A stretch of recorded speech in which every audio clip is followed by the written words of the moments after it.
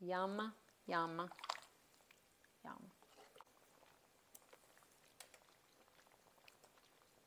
I think it's perfect.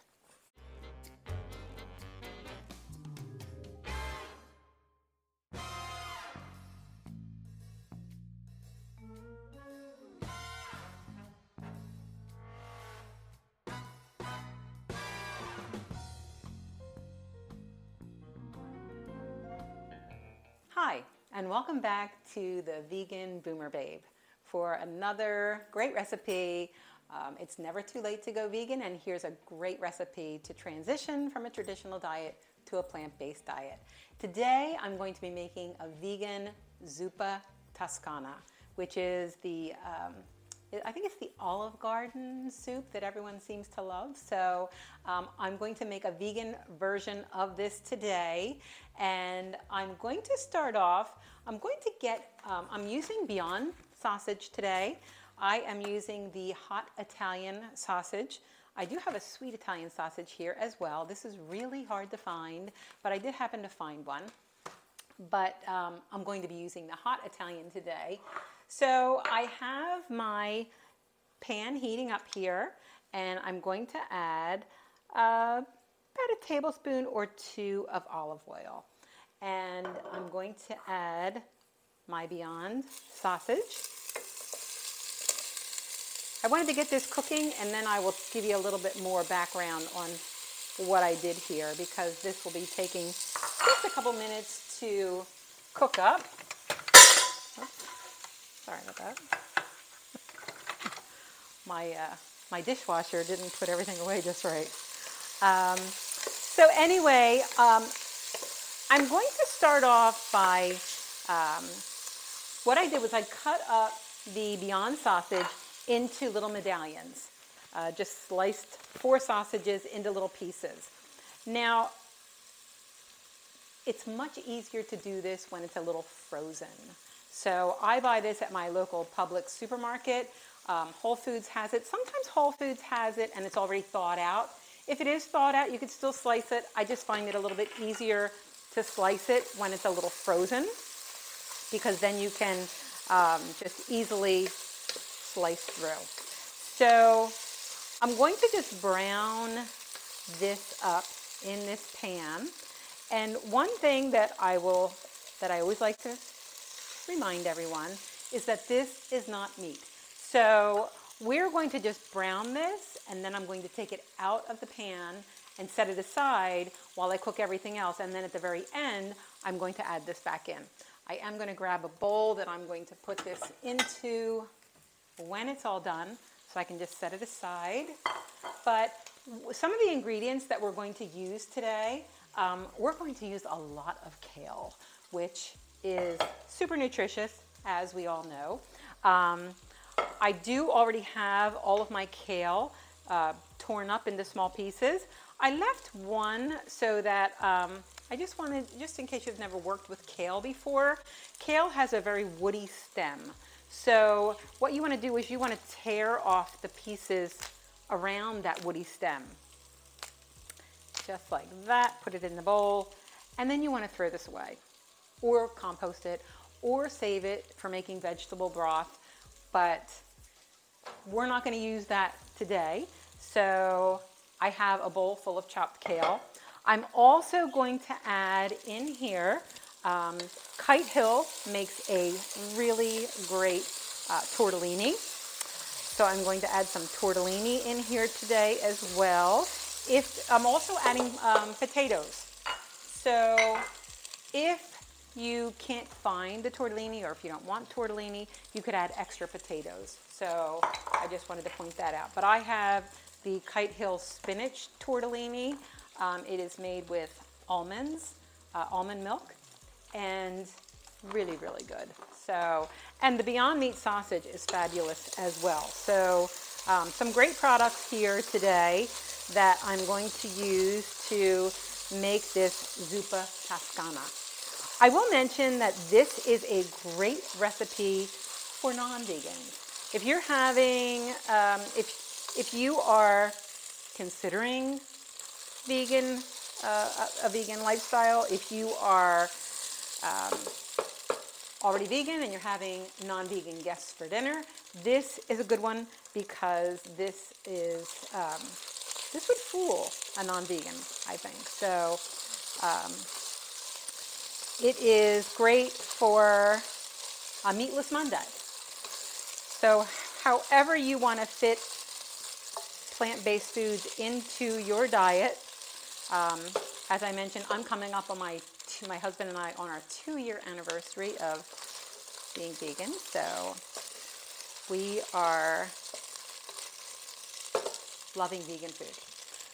So let's just let this cook for a minute and then we're going to add a couple more ingredients. Okay, this is looking pretty good. It is getting nice and browned. So I'm going to, I do have a bowl with a paper towel. You know, we do have to use a little bit of olive oil with Beyond Meats because there's no fat in these meats. So you do need just a little bit to get them started. So, but I do want to drain it off just a little bit so we can, okay, get that extra grease off of it. Okay, so I have a little bit of this nice brown bits in the bottom of the pan. I'm going to just set this aside. And now I'm going to add to this pan 1 whole chopped onion and a teaspoon, not a whole, it would be really hot if I added a whole teaspoon, half a teaspoon of crushed red pepper. So I'm going to put that in here. If you don't like the heat, remember that I do have spicy hot Italian sausage, Beyond Meat sausage. So there's already going to be some spice in there. So you may or may not want to add that spicy red pepper. I like the little bit of spicy red pepper in there. So you can see that the flavorings from the Beyond Meat sausage are now coating the onions. And there's that extra half teaspoon of red pepper flakes in here as well. So it smells fabulous. And I'm going to let this cook just for a minute. And then I'm going to add some chopped garlic. So I have here, you all know I love my food chopper. I have 6 cloves of garlic. And I've used my food chopper to chop them up. I'm not mincing them, I'm chopping them. When you mince them, you get a little more intense garlic flavor. When you chop them, it's not quite as intense, I don't think. So I'm going to add our 6 cloves of garlic to our pot. And now it's going to start to smell really good. So just going to stir this around. You can see that there were some little bits that were stuck on the bottom of the pan from the sausage. That's a good thing.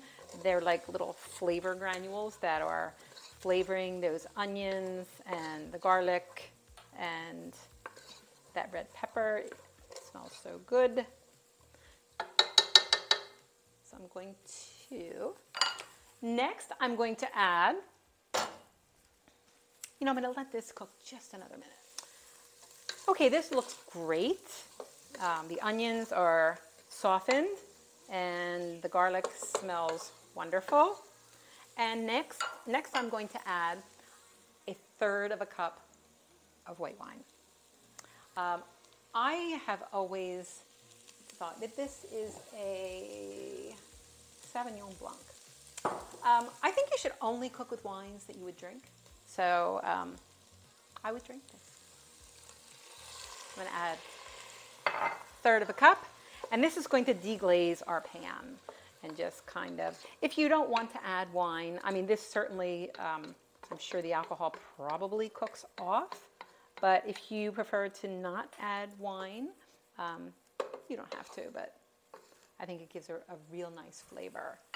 So we have our onions, our wine, our garlic, our red pepper. Next, I'm going to add some potatoes.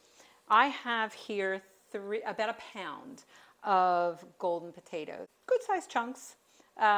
This is a hearty soup. So I have dumped in the potatoes, and to the potatoes, I'm going to add some seasonings now.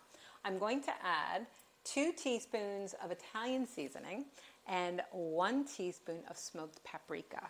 So I'm going to just sprinkle that over the top, and I'm going to give this a little stir. And then we're going to add some broth. Okay, it's all mixed in. I have 2 boxes, 32 ounces each, of vegetable broth. So you could use, if you have homemade broth, that is fine. That's better. I don't have homemade broth, but homemade broth would be better. Homemade everything is better. And this soup is, this is a hearty soup. It has very stick to your ribs type soup. With a baguette, we'd be all set. That would just send it over the top. So, okay, we are going to bring this to a simmer. I'm gonna add one more thing, a bay leaf. Now, I try to find a big bay leaf in my container here because we're going to remove this at the end. And it's a lot easier to remove a big one than a little piece. So I put 1 bay leaf in, and I'm going to let this simmer. I'm going to let it simmer until those potatoes are just about done. So that's going to take about 10 minutes or so. So we'll be right back as soon as these potatoes are all cooked up. Okay, so I am going to get one of these potatoes and put my fork in it, and it's just about fork tender, so that's where I want it to be. I did, while this was bubbling, I failed to put in 2 tablespoons of nutritional yeast, which I did add to it. This kind of gives it like a nice little cheesy umami type flavor. So I have in here the potatoes, they're just about done. So now I'm going to add my Kite Hill tortellini to this while it's bubbling away. And Kite Hill also makes, this is a spinach and cheese, but they also make a plain. So you could use either one, or like I said earlier, if you don't have access to tortellini, or if you don't want tortellini in, you could always just add more potatoes, maybe 2 pounds of potatoes. There's our bay leaf floating around in there. I'm going to just let this simmer for a couple of minutes, let those tortellini kind of cook. They don't take that long, maybe 3 minutes. So let's let this cook, and when this is done, we're going to add our kale. Okay, this is looking really good. The tortellini is getting done. We don't need it cooked all the way just yet because we still have a little bit more cooking to go once we add the kale. I am going to try to locate that bay leaf. There it is. I was just thinking I wouldn't find it that easily. We want to remove this bay leaf now because trying to find this bay leaf after I add all the kale would be like trying to find a needle in a haystack. So I have the tortellini cooking. Now I have my giant bowl of kale. And kale is very much like spinach, whereby when you put it in, it's going to just shrink right up. So this is a whole bunch of kale. So they make red kale too. I've added that to this soup before, and it's really good. But you'll see that it just shrinks up, and this will all fit in here. If I wanted to add more broth later, I kind of like that stew soup combo feel about this soup. But if you want to, if you like it a little more soupy, you could add more broth, but I think it's going to be just perfect like this. So you can see that I'm almost through this bowl,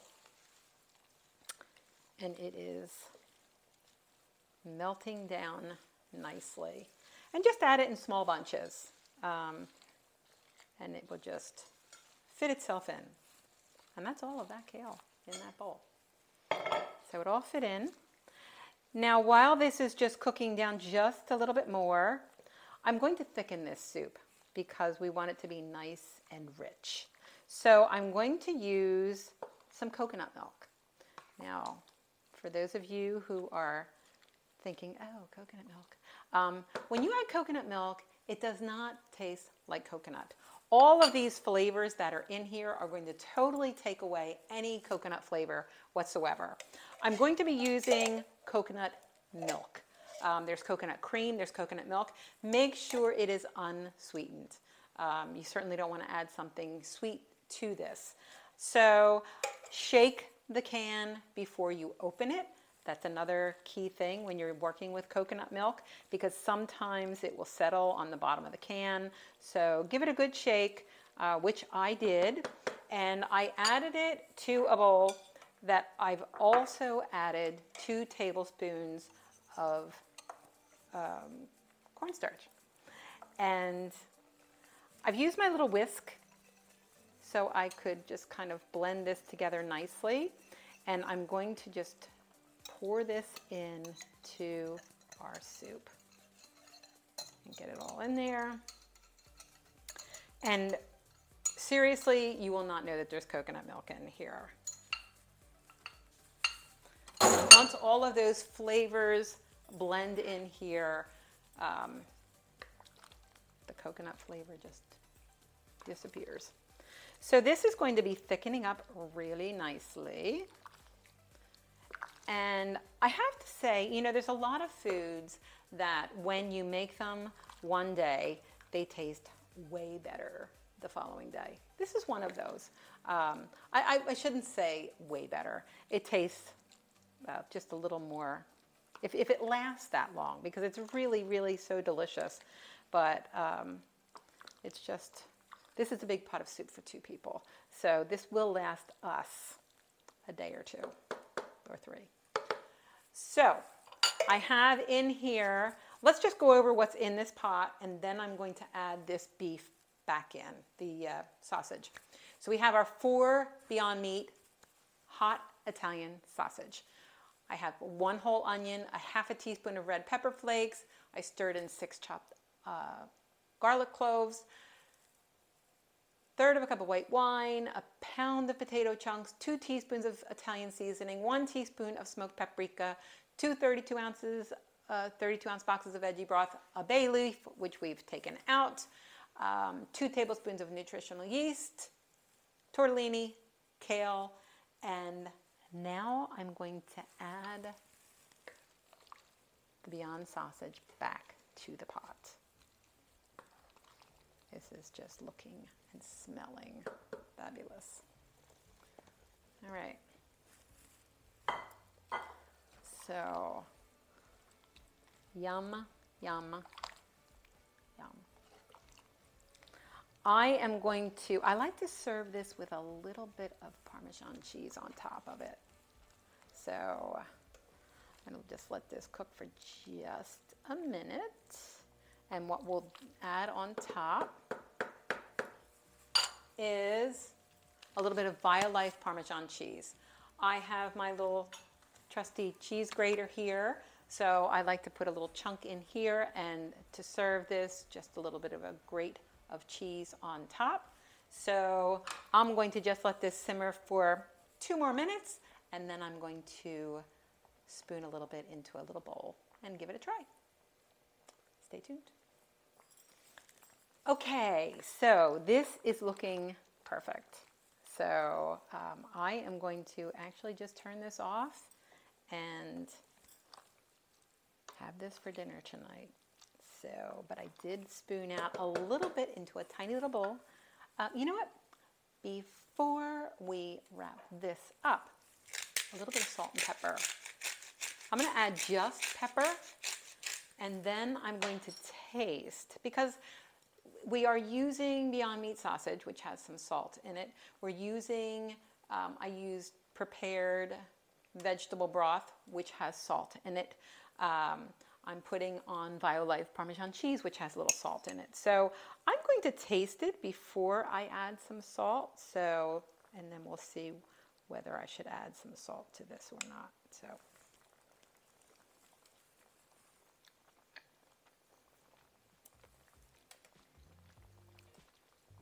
I think it's perfect. Absolutely perfect.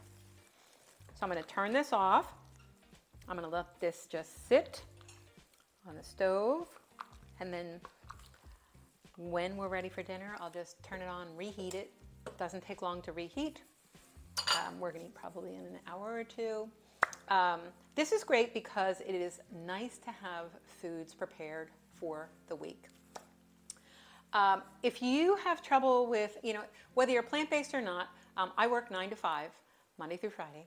So I find being vegan especially, I take my breakfast, I take my lunch. So I do meal prep for the week. If you have that challenge, one of my upcoming episodes is going to be how I prep for the week. And I try to make it nice and easy. I leave the house at 8:30, I don't get home till 6 o'clock.